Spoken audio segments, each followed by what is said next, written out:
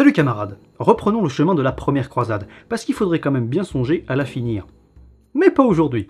Eh oh, ça va, ça fait 2 ans que je bosse là-dessus. Eux en 2 ans, ils avaient même pas encore pris Antioche, je suis dans les temps. Mieux, je suis en avance. Bref, la dernière fois, on assistait au départ de Raymond de Saint-Gilles le 13 janvier 1099 vers Jérusalem, accompagné d'une bonne partie des pèlerins et de l'armée, qui en échange de sa reconduite de la croisade, le reconnaissent comme chef incontesté de celle-ci. Si Bohémond et Baudouin préfèrent rester dans leur coin et sont bien résolus à remettre leur départ à la Saint-Glinglin histoire de profiter de leurs nouvelles acquisitions, Tancrède et Robert de Normandie le rejoignent bien vite, suivis un peu plus tard de Robert de Flandre et Godefroy de Bouillon. Pourtant, si 500 bornes seulement séparent Antioche de Jérusalem, et si les locaux après vont se montrer bien plus accueillants que les Turcs, ils ont quand même mis 5 mois à faire le trajet. Pourquoi ?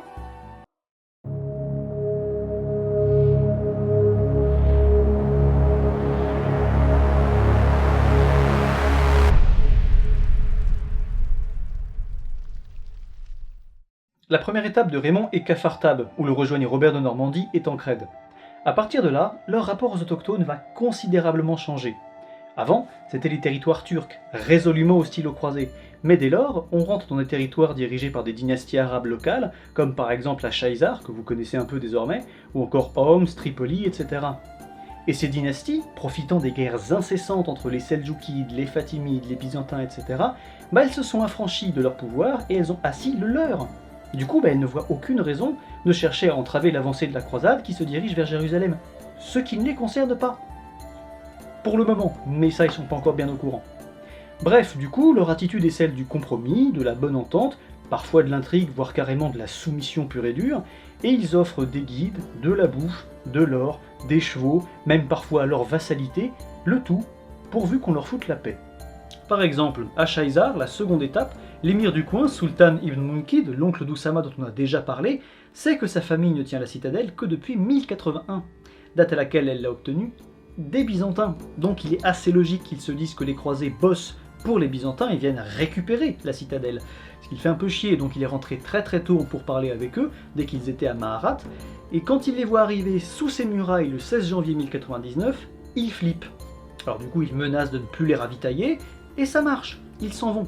Alors pour être sûr, bien sûr d'avoir la paix, il leur refourgue, en plus de la bouffe, de la thune, des chevaux, etc., des guides pour qu'ils aillent piller la forteresse de quelqu'un d'autre un peu plus loin.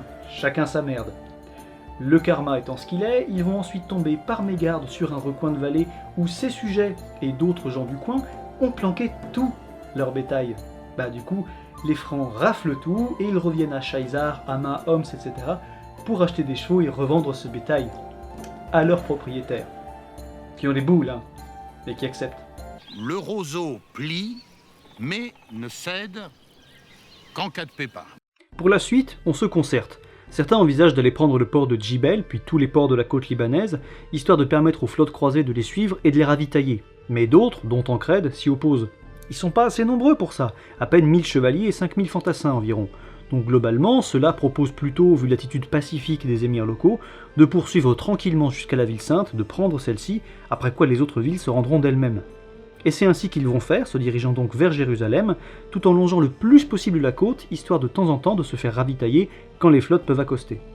Ils passent donc ainsi le 22 janvier devant Masyaf, future place forte des Hachichines, puis Barin, trouvant à chaque fois bon accueil, tout comme d'ailleurs Rafania, qu'ils trouvent déserte, du coup ils vont l'occuper quelques jours. Cependant, malgré leur résolution de ne pas s'attarder, ils assiègent le 27 janvier l'imprenable Osnalakrad, le château des Kurdes, que vous connaissez d'ailleurs sans doute mieux, sous le nom qu'on lui a donné ensuite, le Krag des Chevaliers. Mais rassurez-vous, les habitants vont s'en sortir. Le 28, les croisés tentant un assaut, les habitants laissent sortir d'énormes troupeaux de bestiaux qui foutent un énorme sbeul parmi les croisés, au point d'ailleurs que Raymond manque de se faire capturer. Mais quand je dis énorme sbeul, c'est qu'en fait les croisés se mettent à courir après les bestiaux, pendant que les assiégés, eux, se barrent. Du coup, les croisés reviennent et voient le château vide. Bon, ils sont pas toujours fut non plus, faut pas trop leur en demander. C'est quand même magnifique une armée bien coordonnée, La croisade va donc passer 3 semaines là-bas, avant de repartir pour arriver quelques jours après près de la forteresse d'Arka, entrant ainsi dans la très riche et prospère principauté de Tripoli, dirigée depuis les années 1070 par la dynastie de brillants lettrés arabes que sont les Banu Ammar. Le saïd du moment, Abu Ali Fakhr al-Mulk ibn Ammar, habitué comme ses prédécesseurs à louvoyer entre les différentes forces présentes pour rester indépendant, décide du coup de la jouer de la même manière. Hein.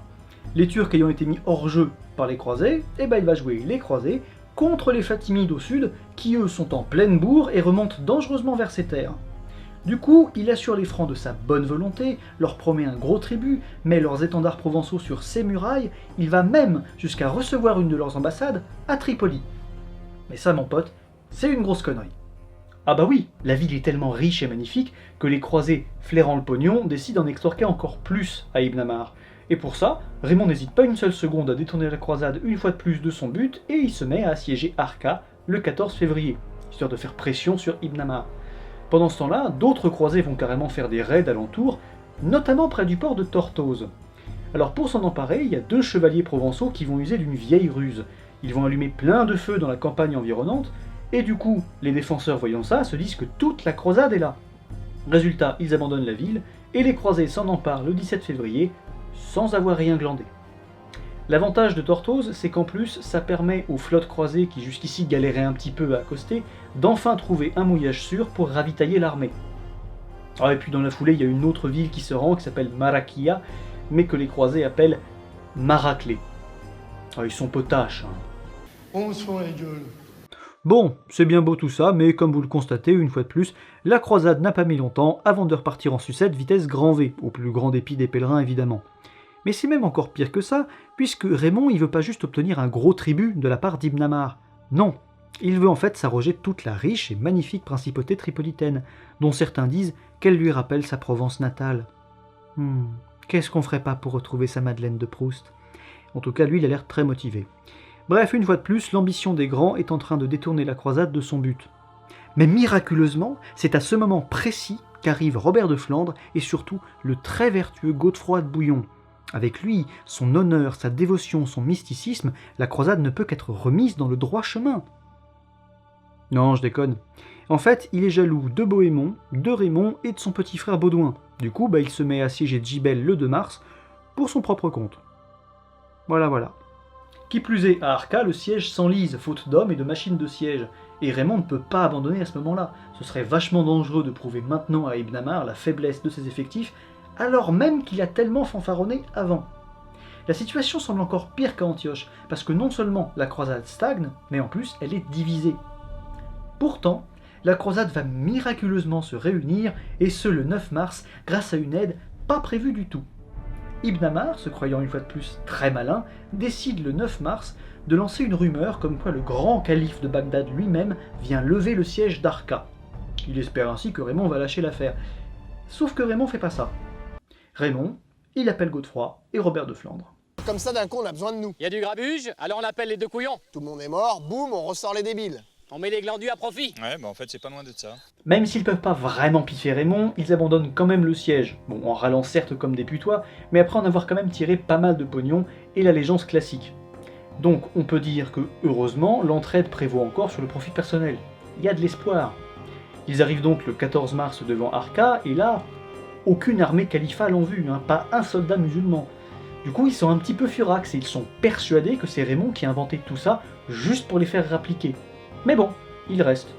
Donc on peut dire ce qu'on veut, le siège s'enlise sous la conduite d'un Raymond toujours ravi d'avoir détourné toute la croisade de son but pour servir ses propres fins, mais au moins, elle est réunie. Mais Raymond ferait mieux de ne pas se reposer sur ses lauriers, vu la colère grandissante de Godefroy, qui s'attire de plus en plus la sympathie des autres barons et des pèlerins, tous lassés de la conduite de Raymond. Peut-être même est-ce la raison pour laquelle il reste, sachant qu'enfin il pourrait y gagner la direction de la croisade. Mais à quel prix ? Un nouveau conflit fratricide entre croisés, pouvant aller jusqu'à briser la croisade, pourtant maintenue après tant d'efforts et tant d'épreuves, et ce au pire moment quand ils n'ont jamais été aussi avancés en territoire ennemi et aussi peu nombreux ? La tension est plus que palpable. Et histoire de rajouter de l'huile sur le feu, c'est à ce moment-là, pendant le siège d'Arca, le 10 avril, qu'ils reçoivent un courrier. Des nouvelles de l'empereur.